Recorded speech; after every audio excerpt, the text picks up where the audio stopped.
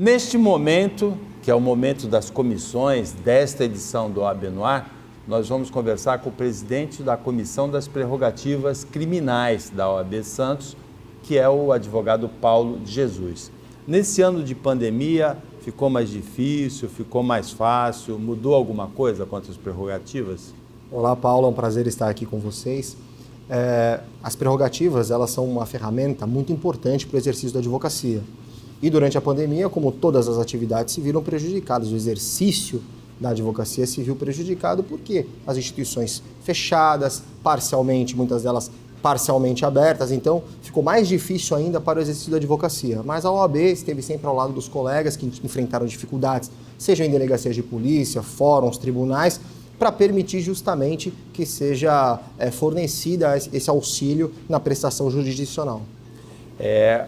Tem uma coisa também do momento brasileiro em que os advogados são acusados de muitas vezes serem parceiros de criminosos, né? Existe essa coisa. Isso ameaçou essas prerrogativas, né? Houve algumas tentativas, né?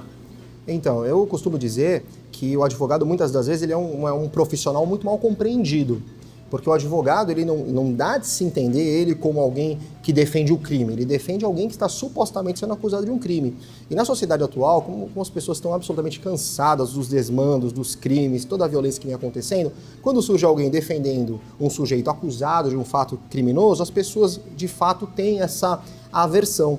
Só que nós temos que entender que a Constituição Federal consagra, garante ampla defesa, o contraditório, todos os direitos para os cidadãos, e todos merecem defesa. Muitas das vezes nós nos defrontamos com acusações infundadas, inverídicas, sem provas.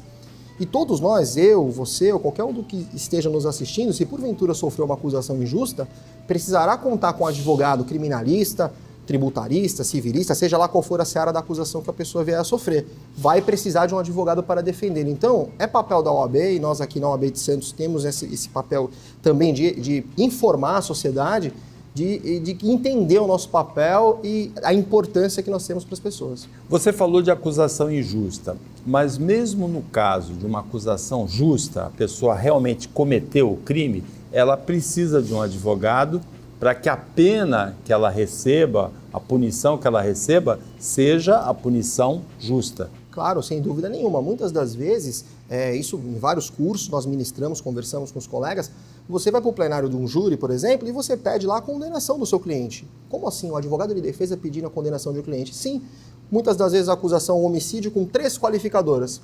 Você pede a queda das qualificadoras e, eventualmente, o seu cliente vai e confessa a autoria delitiva. Então, o advogado, como eu digo sempre, ele é o primeiro juiz da causa. Ele não tem que defender o absurdo, a mentira, a falta de ética. Ao contrário, ele é a voz dos direitos legais do seu constituído.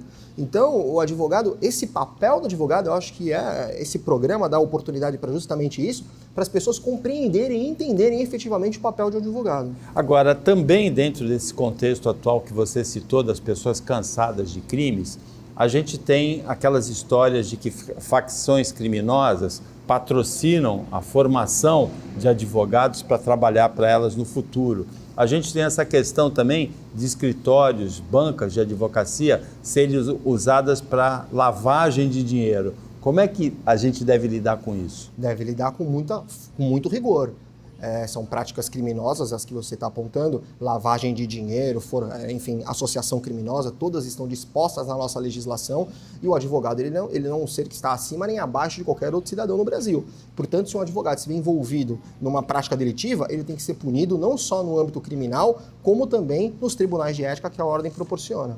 É o caso do Frederic Wassef, por exemplo, aquele advogado que era da família Bolsonaro e escondeu o Fabrício Queiroz durante um ano na casa de Atibaia. Ele foi acusado, ele é réu, como o escritório dele tendo recebido somas milionárias para lavar dinheiro daquela operação da Polícia Federal do Sistema S no Rio de Janeiro. Então, exatamente. Ele e mais 4 advogados. É o mesmo caso. Nós temos que ser fiéis à legislação. A Constituição Federal diz que só será considerado culpado após o trânsito em julgado de uma sentença penal condenatória. Então, ele é um acusado, a ele é garantida ampla defesa ou contraditório. O Ministério Público vai ter toda a instrumentalidade do Estado para poder trazer as provas no processo e ele, por sua vez, fazer a sua defesa. E se porventura for configurado que ele efetivamente cometeu o crime, tem que ser punido com rigor. Agora, se ele porventura for absolvido por ausência de provas ou provar a sua inocência, da mesma forma que macularam a reputação dele, é necessário também que seja limpa e respeitada e mostrada a verdade.